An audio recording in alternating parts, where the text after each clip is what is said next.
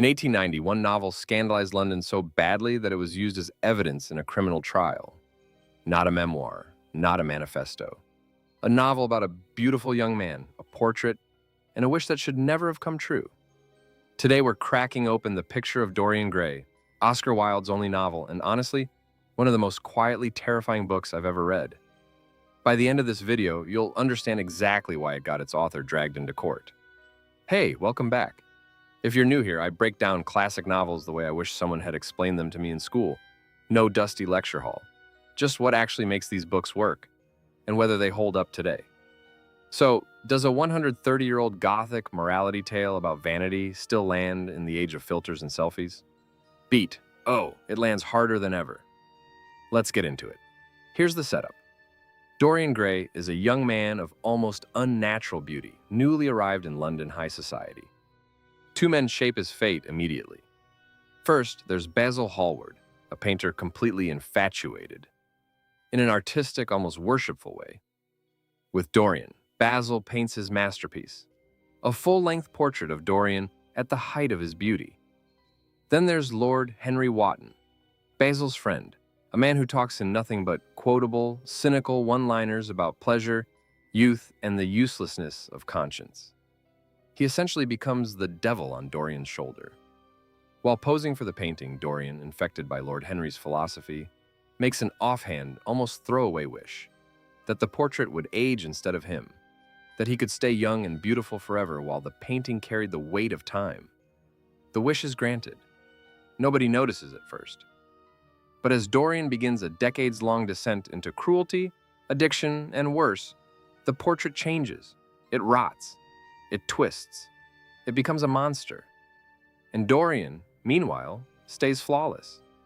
He hides the painting in a locked attic room and lives a double life, golden boy in the drawing rooms of London, and something much darker behind closed doors. And I'll say this, the ending is one of the most satisfying the debt comes due endings in Gothic literature. We won't spoil the final scene here, but let's just say the portrait and Dorian eventually have a very direct conversation. What makes this book so much more than a spooky premise is the character dynamic. This isn't really a two-hander between Dorian and his portrait, it's a triangle, and each man represents a different relationship to beauty. Basil Hallward represents art as devotion. He loves Dorian the way an artist loves inspiration, almost too purely. Basil is arguably the moral center of the book, and notably, he's the one who gets closest to the truth and pays for it. Lord Henry Wotton represents beauty as philosophy, pleasure as the only thing worth pursuing, morality as a fashion that changes with the decade. Here's the unsettling part. Lord Henry never actually does anything wrong himself. He just talks. He plants ideas in Dorian like seeds, then watches, almost scientifically, to see what grows. He's dangerous precisely because he stays clean. And Dorian starts as basically a blank canvas. He's not evil at the beginning. He's impressionable, vain, a little lost. Which is what makes the book so effective. You watch corruption happen to him in real time, filtered through influence, vanity, and the terrifying freedom of consequence-free living. Wilde himself supposedly said something like, Basil is who he thinks he is, Henry is who the world sees him as, and Dorian is who he'd like to be. Whether or not that's exactly true, it tells you everything about how personal this book actually is. On the surface, this is a supernatural morality tale. Underneath, it's an argument about aestheticism. The philosophy that art exists purely for beauty's sake, with no obligation to teach a moral lesson. Wilde even opens the book with a preface defending this idea directly, that books aren't moral or immoral, they're just well-written or badly written. It's basically Wilde pre-arguing with the critics before they've even opened the book. But here's the twist, and it's the thing I find most fascinating. The novel itself doesn't actually agree with that philosophy. Dorian tries to live a life devoted entirely to beauty and pleasure with zero moral weight, and it destroys him. The book that claims art has no moral responsibility ends up being one of the most morally loaded stories of the era. There's also a sharp critique of Victorian hypocrisy baked in here. Society keeps praising Dorian for his charm and his face, completely blind to what he's actually doing, because appearance was currency in that world. Wilde is essentially asking, what happens when a culture only ever judges the surface? And then there's the darker, more personal reading that this is a book about the exhausting effort of hiding your real self to survive in a society that would destroy you for being honest. Given what happened to Wilde a few years later, that reading hits different. Let's talk about the actual symbol carrying this whole book, the painting itself. It's essentially Dorian's conscience externalized. Every cruelty, every act of selfishness shows up on the canvas instead of on his face, which means Dorian never has to feel guilt the normal way. He can just go lock the door and not look at it. That's the real horror of the book. Honestly, it's not about aging. It's about what happens to a person who never has to face the visible consequences of what they do. Guilt without a mirror is guilt you can ignore indefinitely.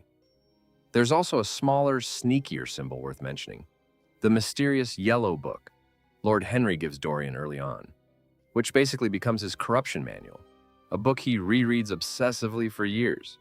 It's Wilde making a pointed joke about the moral panic around decadent literature, the very panic his own novel would later get caught up in. And then there's the mirror motif. Dorian starts avoiding mirrors as the story goes on. Early in the book, he's obsessed with his own reflection. By the end, mirrors have become something to fear. That shift alone tells you the entire emotional arc of the character. Quick history detour, because this context makes the book hit 10 times harder. When The Picture of Dorian Gray was published, critics tore into it as immoral, poisonous, even dangerous, largely because of its undercurrents of homoeroticism, particularly Basil's devotion to Dorian. Wilde actually revised the novel and added the moralizing preface partly in response to the backlash. 5 years later, in 1895, Wilde was prosecuted for gross indecency relating to his relationships with men, and prosecutors literally quoted passages from this novel in court as evidence against his character. A work of fiction was used to try to prove things about its author's real life. Knowing that, the book stops being just a clever Gothic thriller. It becomes something closer to prophecy. Dorian hides a truth behind a locked door because society would destroy him for it. Wilde was living a version of that exact tension in real life, and the world punished him for it anyway. Okay, the honest critique section. What works? The central premise is genuinely one of the best be careful what you wish for concepts ever written. The prose is gorgeous and quotable on nearly every page, and the psychological horror of consequence-free living still feels sharp today, arguably more relevant now than in 1890. What doesn't work quite as well? The middle section slows down considerably. There's a chapter that's basically just a long list of Dorian's aesthetic hobbies. Jewels, perfumes, tapestries, that reads more like Wilde showing off his research than advancing the story.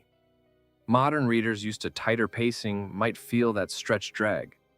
The dialogue, especially Lord Henry's, can also tip into being a little too pleased with itself.